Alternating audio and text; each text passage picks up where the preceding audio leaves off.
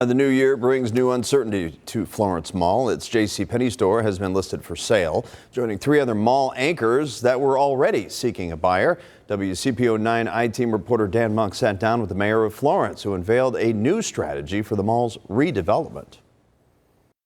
Some people might say, oh, stores are closing, this is a bad thing. We look at this as an opportunity. Florence Mayor Julie Aubuchon wants to help Florence Mall redefine itself. Maybe create a mixed-use type of development where there's walkability, there's entertainment, there's a sports focus, possibly hotels and residential. The city has invested $50,000 in a consultant whose final report is expected by May. If the mall goes away, that doesn't mean our business district goes away. And I think that's very different than a lot of other cities and a lot of other places. Real estate expert Nick Egalanian says it could take 15 years to redevelop Florence Mall. Because you got 4 different owners and they're all trying to sell these things, I don't want to call them vultures, but they're all looking out for their own best interest. Most of the mall is owned by Namdar Realty Group, which is known for buying distressed malls, but not necessarily redeveloping them.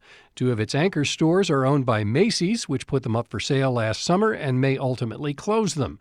The JC Penney store is owned by a trust, which offered it for sale this month.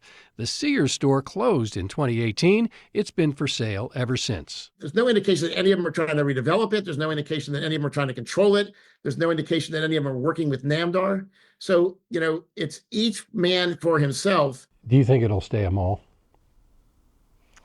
I don't think that malls will exist the way we think of them today, but there will always be a desire for people to come together and have a sense of community, a sense where they want to interact. In Florence, Dan Monk, WCPO 9 I-Team.